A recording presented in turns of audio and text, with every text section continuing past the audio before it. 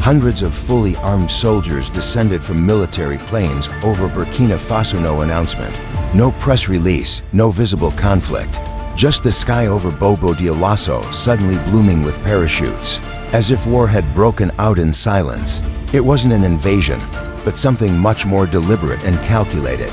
Over 500 troops dropped from the clouds, landing not in the middle of a battlefield, but into an eerie calm, leaving the world stunned and guessing. Bobo Dioulasso is better known for its musical heritage, juicy mangoes, and colonial-era trains.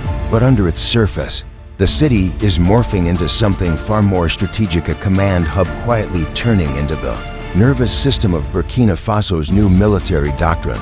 Deep inside the city lies an institution cloaked in mystery, SITAP, the elite airborne training center of the nation. The name might sound like a bureaucratic acronym, but what happens behind its gates is anything but routine. At SITAP, parachuting isn't romanticized, it's a brutal necessity. It's where soldiers are sculpted through rigorous drills that test their endurance, precision, and psychological grit. Here, soldiers learn how to drop from the sky and hit the ground running, not just as a skill, but as a survival tactic. This kind of preparation is not a luxury anymore. In today's asymmetric warfare, where attacks come suddenly and enemies dissolve into shadows, speed is a weapon and vertical dominance is no longer optional. There's a strategic logic to placing SITAP in Bobo and not in the capital. The city's geography makes it ideal, distanced enough from insurgency-heavy northern regions to be secure, yet central enough to dispatch troops in every direction when time matters most. The facility itself is built on the remains of both colonial-era training grounds and the early military aspiration of post-independence Burkina Faso. Over time, it has grown leaner, smarter, and more independent, no longer reliant on foreign instructors or hand-me-down funding. What began as an inherited system is now a self-forged crucible for Burkina Faso's modern soldiers.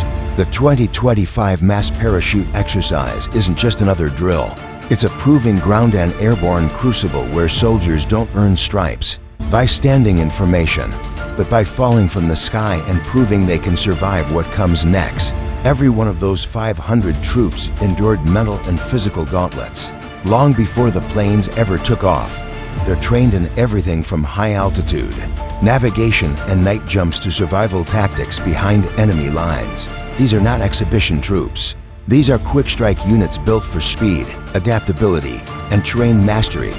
After landing, their training doesn't stop, it intensifies. Each unit has specific objectives: reach critical points, secure zones, simulate enemy encounters, and exfiltrate all within strict time frames and without losing momentum.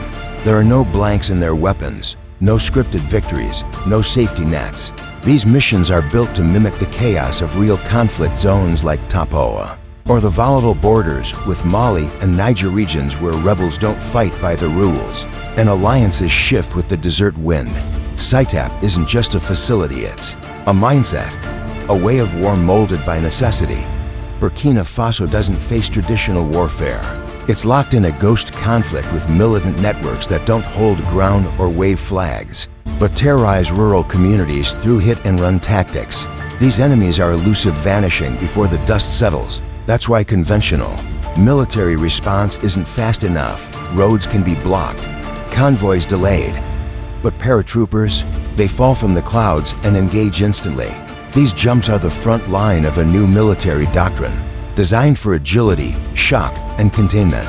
In some trial missions, airborne troops have already been deployed in real operations, providing intelligence, defending isolated regions, and even integrating with locals to help stabilize communities. Some units carry mobile communications, arrays to relay intel directly to headquarters from remote jungles and forests.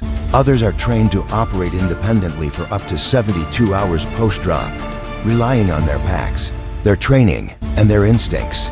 The logic is simple. If insurgents can disappear after every strike, Burkina Faso needs a force that can appear just as fast and hit harder. The enemy thrives in the gaps between bureaucracy and delay. They attack schools, clinics, and small villages when they're least defended. Every hour of inaction feeds their grip. That's why this parachute campaign matters. It's not about showmanship.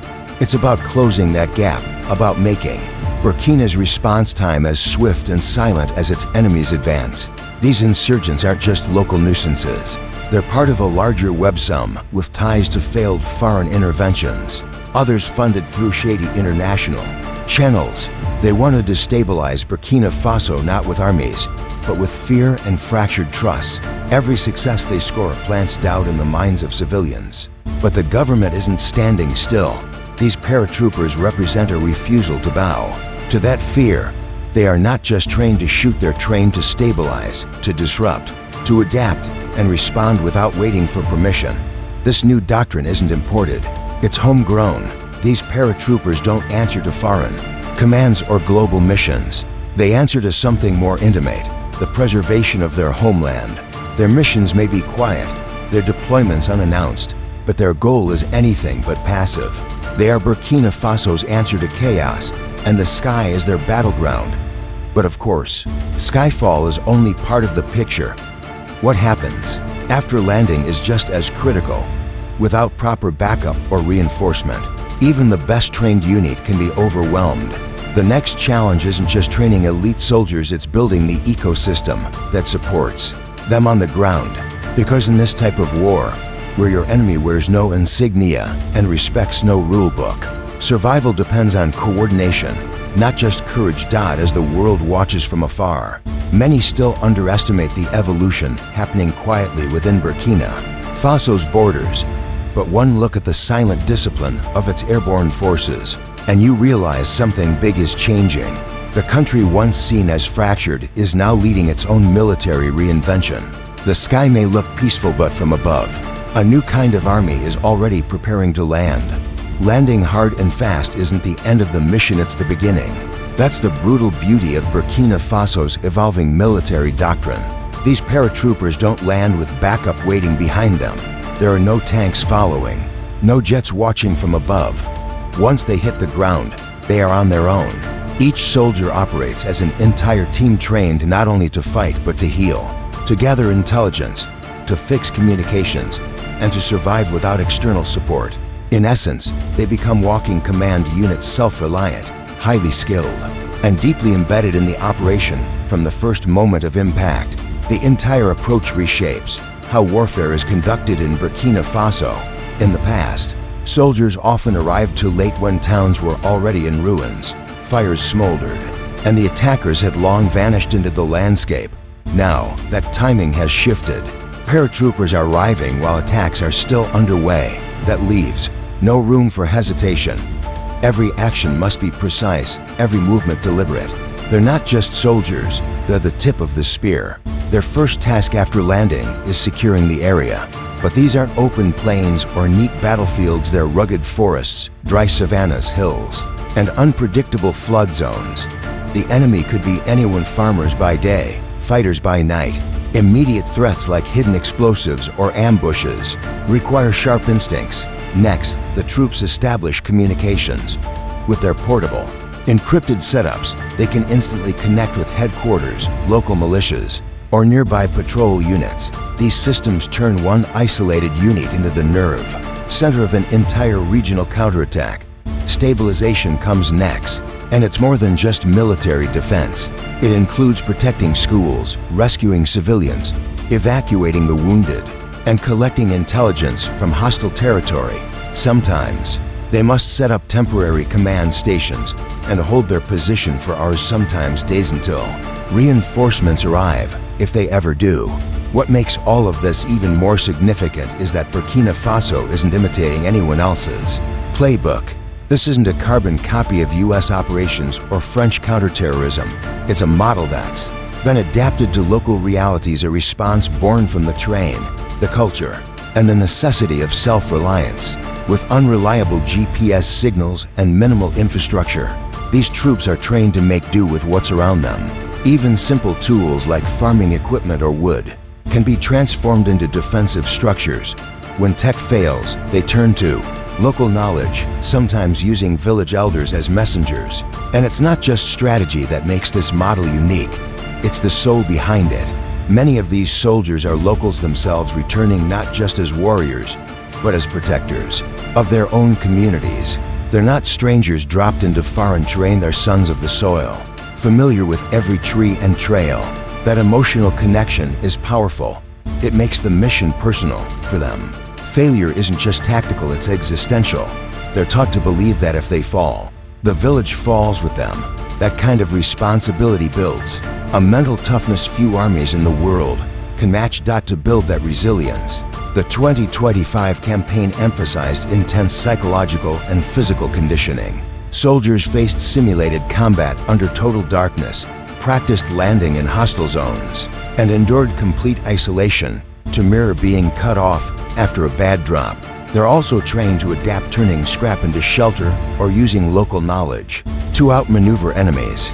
It's not just about defeating insurgents, it's about reclaiming lost territory, both physically and mentally. Now, a landing zone is more than a coordinate on a map. It's a forward base. A single soldier becomes the representation of the state, of stability, of resistance. And if this is how Burkina Faso fights, by necessity and with resolve, then imagine what happens when this strategy spreads beyond national borders, because it's already happening. What began in Bobo-Dioulasso is starting to ripple across the Sahel. The airborne jump campaign of 2025 may have been a Burkina Faso initiative, but it's quickly becoming a model for an entire region. This doctrine of rapid deployment, mobile commandos, and decentralized warfare could very well be the future of military strategy across West Africa. In fact, Burkina Faso, Mali, and Niger formed a pivotal alliance in 2023 known as the Alliance of Sahel States, AES. Its purpose: joint defense, political unity, and self-reliance. But declarations only matter if they have force behind them. That's where Burkina Faso's airborne evolution could provide the AES with its first real military backbone, a force capable of crossing borders at will, responding in hours, and disrupting the very networks that have long exploited the region's fractured borders. Paratroopers don't need roads. They don't care where one country ends and another begins. They can be mobilized quickly, bypassing the delays of ground convoys and red tape. With shared training, unified communication systems, and a synchronized approach, these joint airborne units could deploy faster than any traditional alliance has ever managed. And this is no longer theory.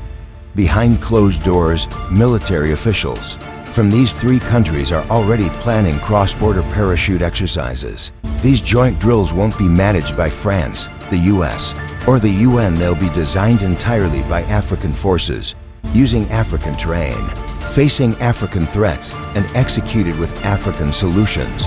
The shift is monumental.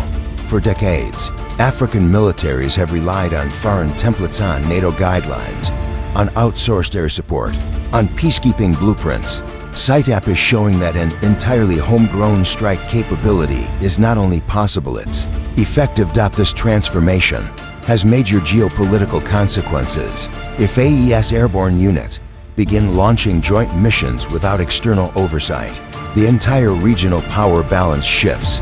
Foreign actors, those who have long controlled intelligence, weapons movement, and military aid conditions, lose their grip. These paratrooper missions represent more than military strength. They embody sovereignty in its purest, most tactical form. And there's another impact: psychological. For years, insurgents have thrived on a belief that African states are too slow, too weak, and too divided to stop them. That illusion is cracking. The sight of African paratroopers landing anywhere, fast, focused, and equipped, challenges the narrative of invincibility. It sows doubt in insurgent ranks and restores confidence among civilians. Villagers who once saw military presence only after destruction now witness intervention as it happens, or even before. That changes everything. It rebuilds trust. It tells the people, you are not forgotten. We are here now, and we are enough. So what does all this mean? It means Burkina Faso's 2025 campaign isn't just a military event, it's a turning point. A glimpse into what an African-led, borderless, rapid response military force could look like. It's a strategy born from necessity, built with grit, and executed with vision. And if Burkina Faso can do this without relying on foreign funds, what's stopping the rest of Africa? The bigger question now becomes, who fears an independent African strike force more than insurgents, or the old powers who never thought they'd see Africa rise on its own terms.